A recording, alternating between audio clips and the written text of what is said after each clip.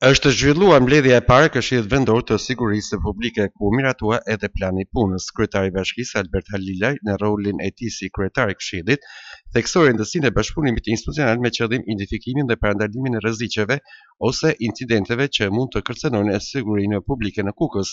Zbatimi i kësaj strategjie kërkon përkushtim, vendosmëri dhe bashkëpunim të ngushtë. Ne duhet sigurohemi që çdo politikë dhe veprim të jetë i bazuar në të dhëna të jetë efektiv dhe të ketë një ndikim të drejtë për drejtë në përmirësimin e sigurisë publike. Në këtë kontekst, Këshilli i Sigurisë Publike do të luajë një rol kyç në monitorimin e progresit dhe sigurimin që objektivat e kësaj strategjie të përmbushen me sukses. Plani i miratuar në mbledhjen e parë të Këshillit të Sigurisë synon të adresojë çështje si parandalimi i krimit, menaxhimi i emergjencave, siguria rrugore dhe mbështetja e grupeve të cënuara, duke integruar burimet dhe ekspertizën e institucioneve lokale.